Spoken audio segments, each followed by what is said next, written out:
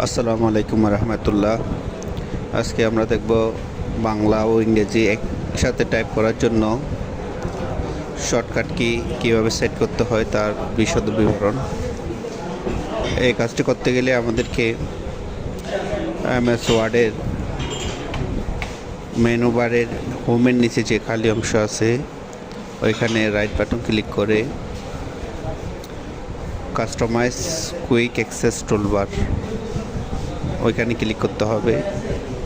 Click করার পরে customise রিবনে click, এরপরে ফন্টস ক্লিক, এরপরে আবার কাস্টমাইজ বাটনে ক্লিক করার পরে ক্যাটাগরিজ অপশন থেকে নিচের দিকে নেমে আমরা ফন্টস সিলেক্ট দিব।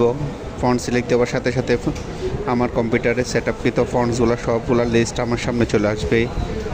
ওইখান থেকে বাংলা টাইপ করার জন্য আমরা সুতনি এমজি নিলাম এবং এই সুতনি এমজির জন্য শর্টকাট কি হিসাবে অল্টার বি দিলাম। যেহেতু আমরা বাংলায় টাইপ করব সেই জন্য বাংলার জন্য অল্টার বি দিলে সুতনি এমজি চলে আসবে।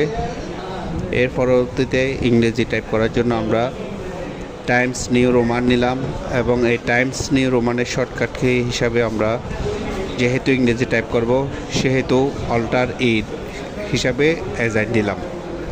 এই ধরনটা অ্যাজাইন দেওয়ার পরে close button click, okay click. এর পরবর্তীতে আমরা প্র্যাকটিক্যালি এখন দেখতেছি। দেখেন আমরা যখন এখন অল্টার বি দিব এখানে সুতনি এমজি চলে আসবে। আবার যখন অল্টার ই দিব টাইমস নিউ রোমান চলে আসবে। আমি এখন অল্টার বি দিলাম, সুতনি এমজি আমার ফন্টস নেম অপশনে চলে আসছে।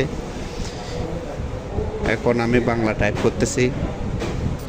বাংলা টাইপ করার পাশাপাশি আমি ইংরেজি টাইপ করতে গেলে আমাকে মাউস দিয়ে ফন্টস নেম অপশনে যায় ফন্ট চেঞ্জ করতে হয়, কিন্তু এখন আমার এটা করতে হবে না।